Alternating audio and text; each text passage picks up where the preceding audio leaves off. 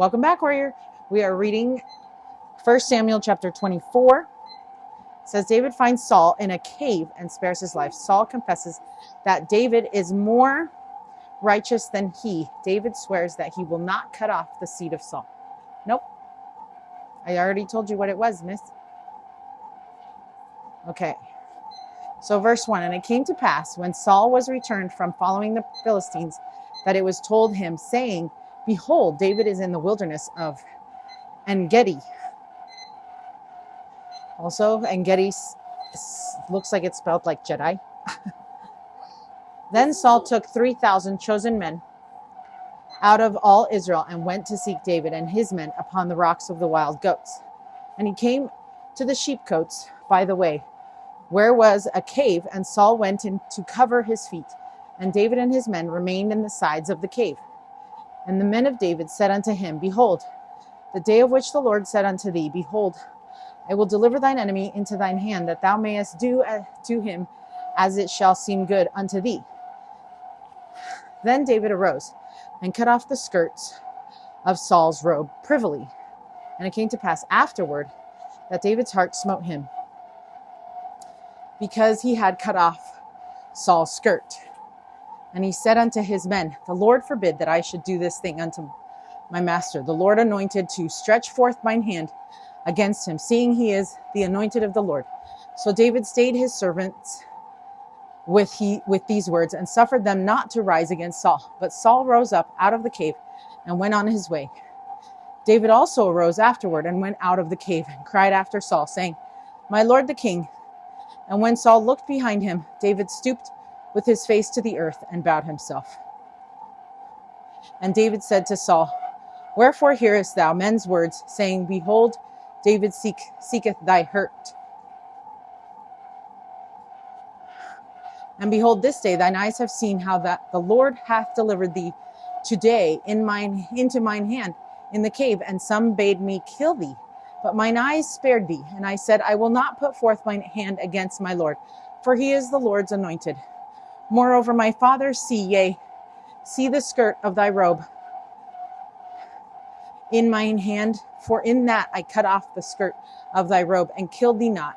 Know thou, and see that there is neither evil nor transgression in mine hand, and I have not sinned against thee, yet thou huntest my soul to take it.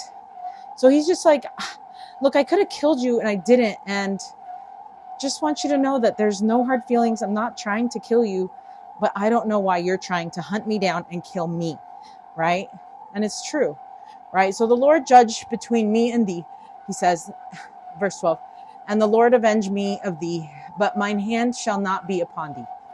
Verse 13, as saith the proverb of the ancients, wickedness proceedeth from the wicked, but mine hand shall not be upon thee. Verse 14, after whom is the king of Israel come out? After whom dost thou pursue? After a dead dog, after a flea? The Lord therefore be judge, and judge between me and thee, and see and plea my cause, and deliver me out of thine hand.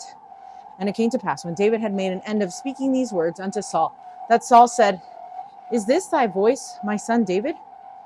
And Saul lifted up his voice and wept. And he said to David, thou art more righteous than I, for thou hast rewarded me good, whereas I have rewarded thee evil. And thou hast showed this day how that thou hast dealt well with me, for as much as when the Lord hath delivered me into thine hand, thou killedst me not. So he's realizing this, right? For if a man find his enemy, will he let him go well away? Wherefore the Lord reward thee good, for that thou hast done unto me this day. And now behold, I know well that thou shalt surely be king, and that the kingdom of Israel shall be established in thine hand. Swear now therefore unto me by the Lord that thou wilt not cut off my seed after me, and that thou wilt not destroy my name out of my father's house.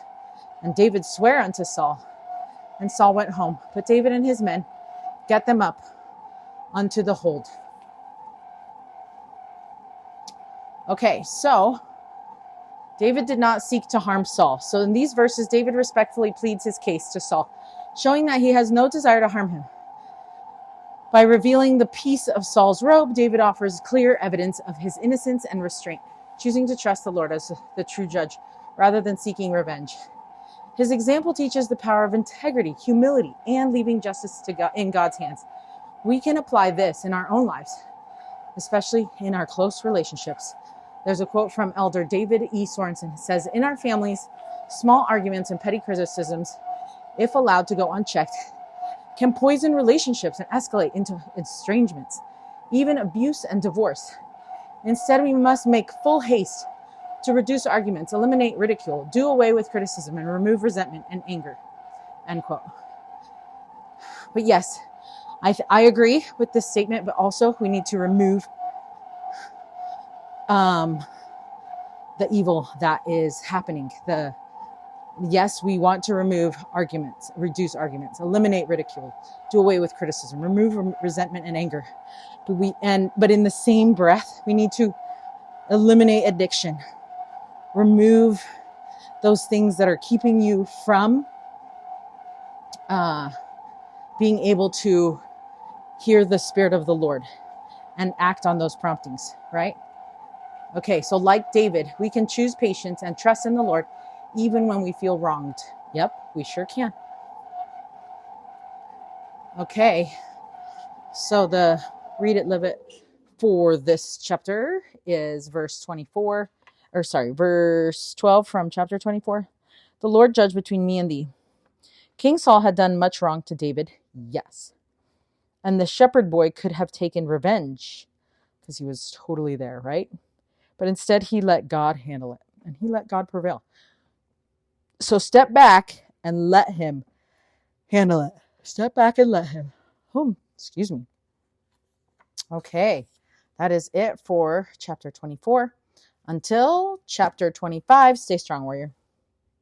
You know, Saul made David promise that he was never going to try and come after him, but David needed to make a promise back to him saying that you're never going to come after me either, right? Because I feel like Saul has good intentions of staying repentant, but I also think that he will become weak and want and have that jealousy yet again, and then we'll see what happens.